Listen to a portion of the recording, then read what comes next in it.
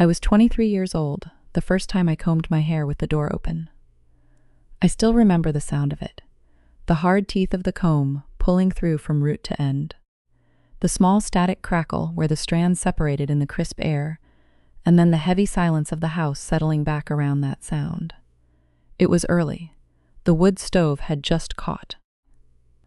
I could smell the first thin threads of hickory smoke drifting through the kitchen, and the faint, sweet scent of damp hay coming through the window screen because the barn doors were wide open, and the morning had that particular sharp cold to it that carries everything across the yard.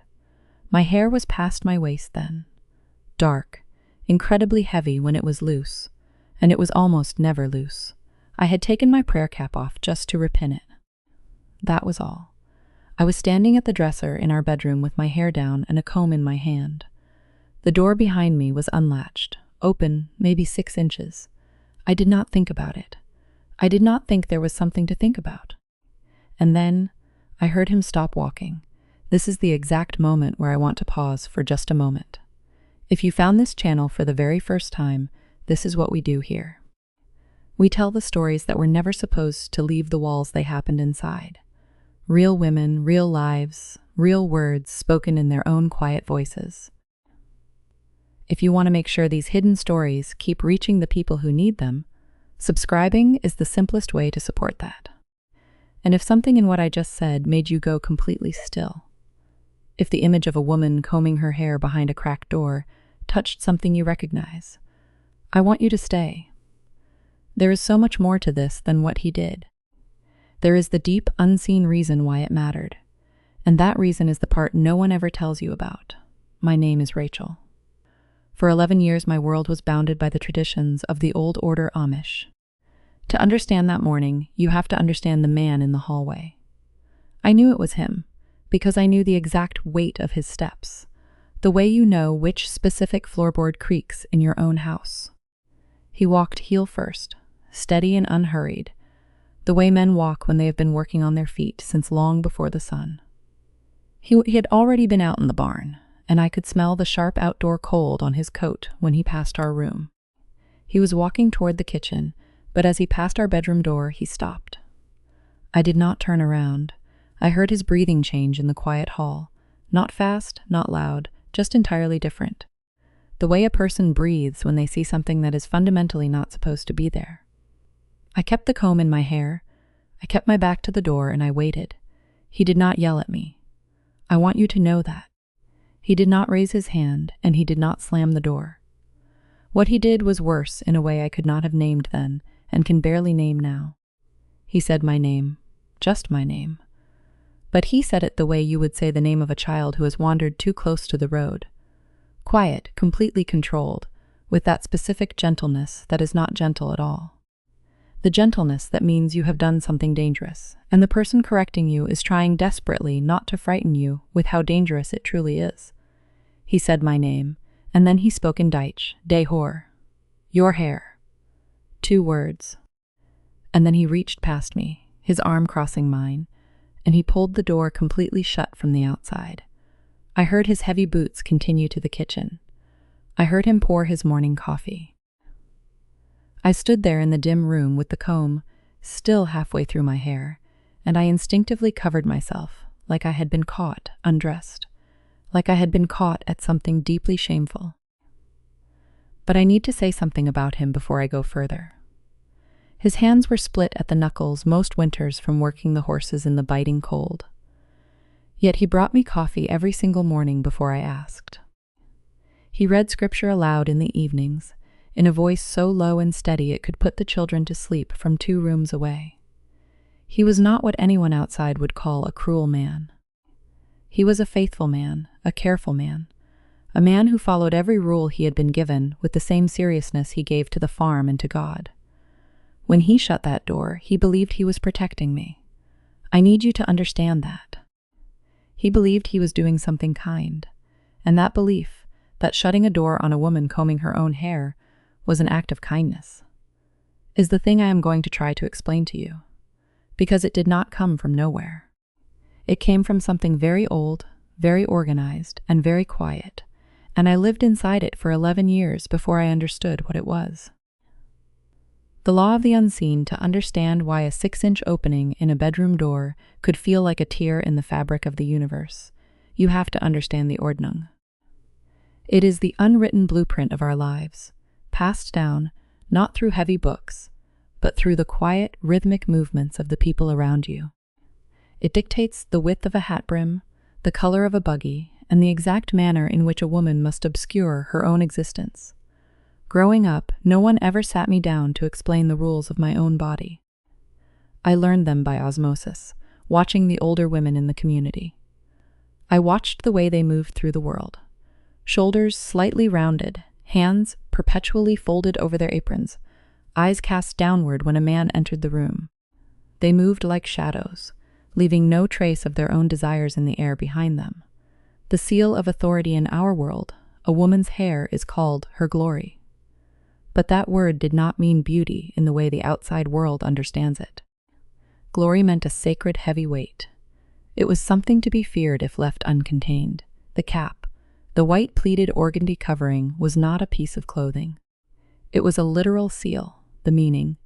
It signaled to God, to the church, and to every man in the district that this woman's physical self was accounted for. It was safely under authority. The danger. A woman with loose hair was a breach in the wall. She was a source of disorder, an invitation for the devil to slip into the cracks of a holy home. When I was a girl, the cap felt light. It was just what we did. But on the day I married, the weight of that white fabric changed completely. It became the physical manifestation of my husband's headship. To be seen without it, even by him, outside the dark, silent parameters of the marriage bed, was a profound violation of order. The daily architecture every morning began exactly the same way. Before the sun had even cleared the tree line, before the kitchen stove was warm, I had to build the fortress I lived inside. The cape dress was the foundation of that fortress. It was not a garment you chose.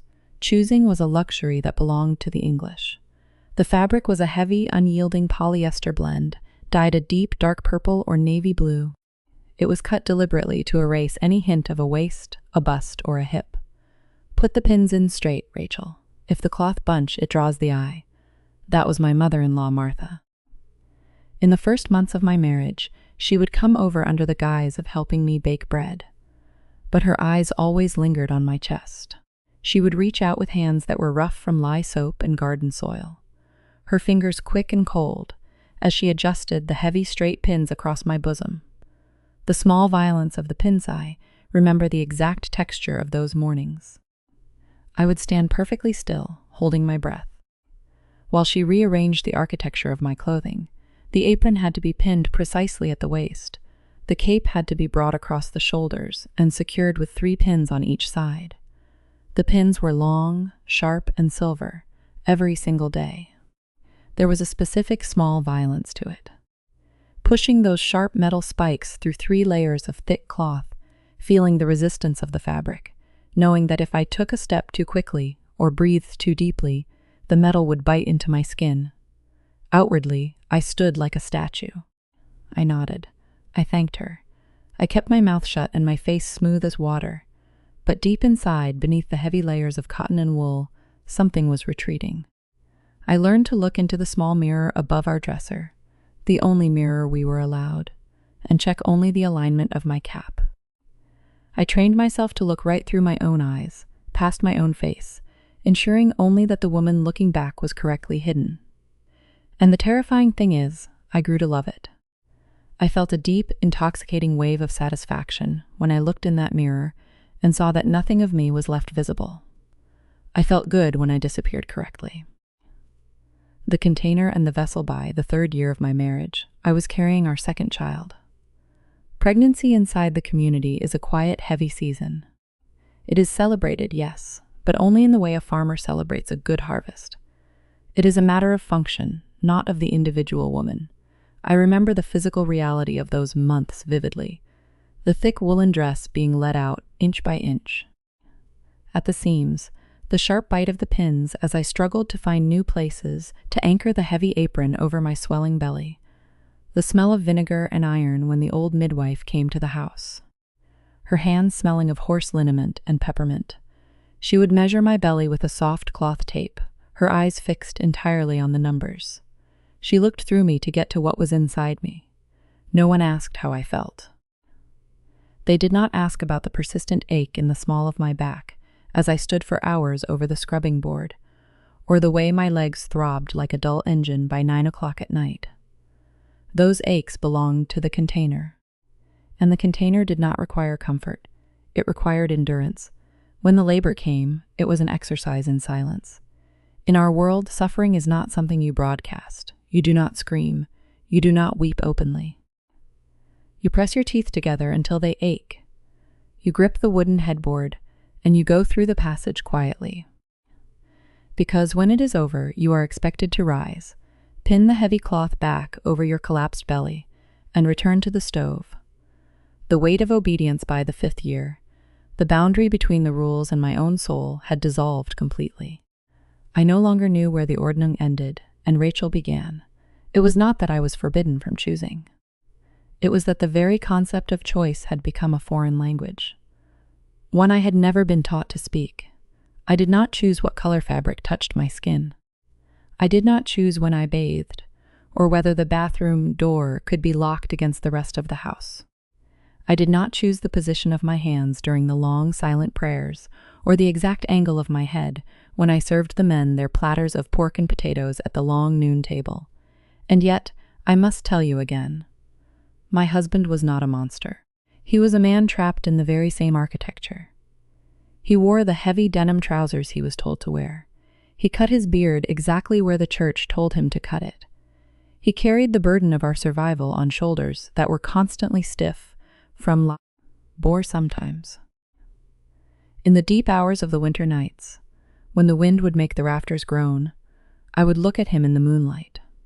He would be staring at the ceiling, his breathing shallow. I think he had doubt. I think he felt the cold weight of the wall between us. But doubt in our world is a form of nakedness, and he had been taught to cover his nakedness with absolute compliance. We were two ghosts living in the same house, both of us sealed in obedience so heavy we couldn't feel our own skin underneath the cloth. The kitchen at Harvest, the turning point, came in the late autumn of my 7th year. We were gathered at a neighbor's house for a massive canning day.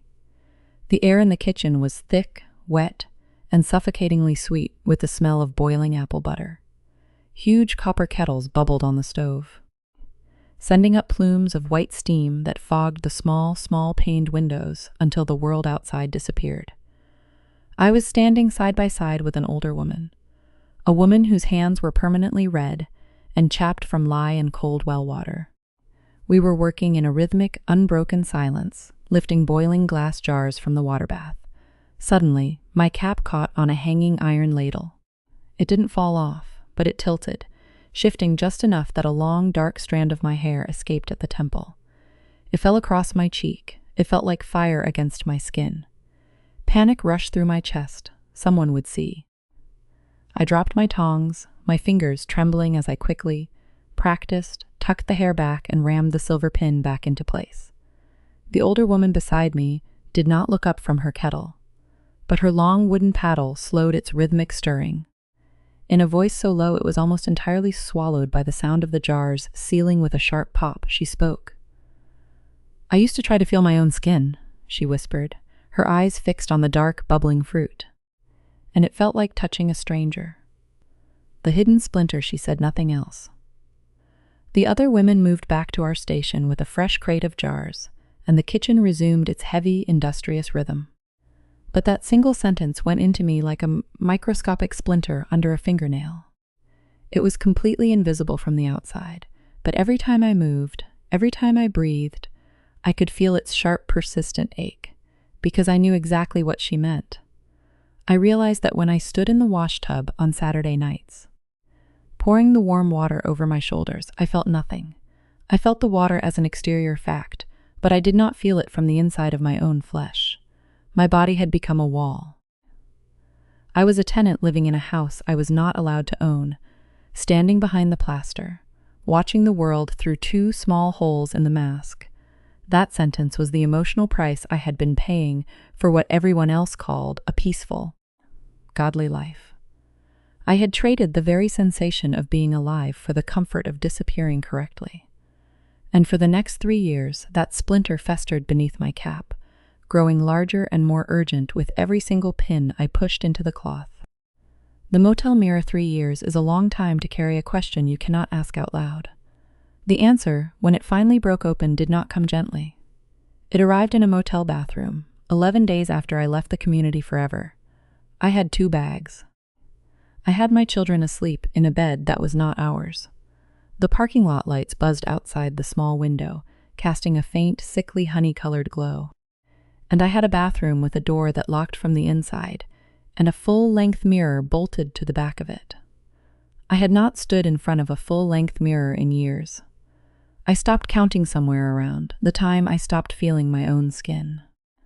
I was wearing a nightgown that was not plain. My hair was down, falling heavily past my shoulders, and my bare feet stood on the cold ceramic tile. I looked up and I saw her, a woman standing in a strange town, uncovered, uncontained. All of her at once. She had my hands, the small white scar on my left wrist from a shattered canning jar. She had my dark, heavy hair, the hair that was supposed to be sealed and accounted for. But I felt nothing.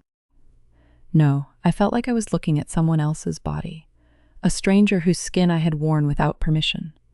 The gap between what my eyes saw and what my body felt was so wide and quiet that I reached out just to make sure she was real. The glass was cold, my palm was warm. I pressed my hand flat against the reflection of my own chest and thought, I do not live here. I have not lived in this body for a very long time. I sat on the bathroom floor. I did not cry, because crying would have meant I understood what was happening. I just pressed my hands hard into my knees, waiting until the freezing cold of the tile finally pierced through the fabric, just so I could feel something that was real. The tenant 4 months later, I found myself in a therapist's office. The room smelled faintly of carpet cleaner, and the heavy, particular stillness of spaces where people come to say things they have never said aloud. I told her about the morning with the comb.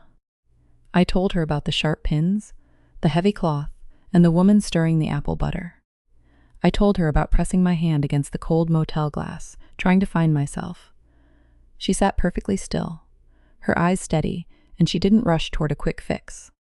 Instead, she gave me a sequence of words that changed the architecture of my life. You were taught to be a tenant in your own body.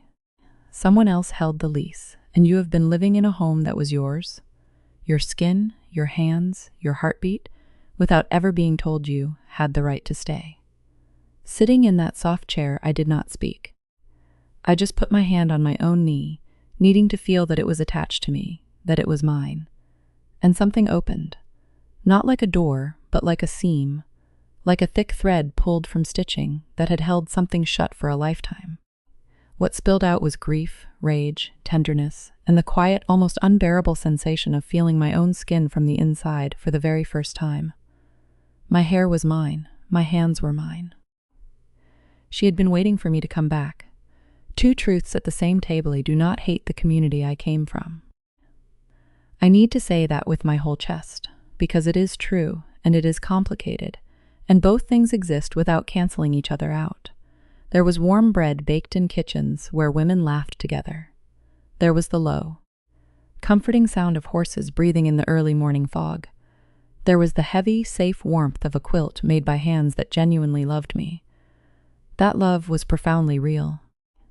But the system that taught me my body was a vessel owned by everyone else. That was also real. They lived in the exact same house. Leaving didn't mean burning the table down. It meant learning that I could finally sit at a different one, where the woman at the head of it was me. Not because I earned it, but because the body sitting in the chair was mine, and no closed door could ever change that again.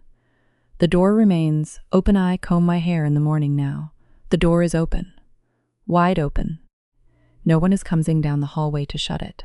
And if they did, they would see a woman with her hair loose, standing in her own kitchen, in her own body, inside her own life. The comb moves through the strands, and I feel it. Every hard tooth, every small static crackle in the quiet of a house that belongs to me. I feel it. And that is enough. That is everything. Now, I want to ask you something. You don't have to answer out loud. Just let the question sit in the room with you. Maybe you were never Amish. Maybe you never wore a prayer cap or pushed silver pins into a heavy cape dress. But has anyone ever looked at your body, your hands, the way you hold yourself when you walk into a room, and told you what it was for before you had the chance to decide for yourself? Was it a husband who saw something that needed correcting? A church that taught you your flesh was dangerous? A mother who dressed you in shame so early you thought it was your own skin? A voice so old you can't even remember who it belonged to, telling you to shrink, to cover, to disappear correctly? If you know what it means to stand in front of a mirror and feel like a visitor in your own skin, I see you. You are not broken. You survived a system built long before you were born. If this story gave you language for a silence you've been carrying, I want you to leave a word in the comments below. Just one word. It doesn't matter what it is. I will know exactly what it means, and you will know what it means. If you are still trying to find your way back to yourself, please subscribe. We share these stories every week because sometimes the very first step back into your own body is hearing someone else describe the distance. You are not late. You are not lost. You are just beginning.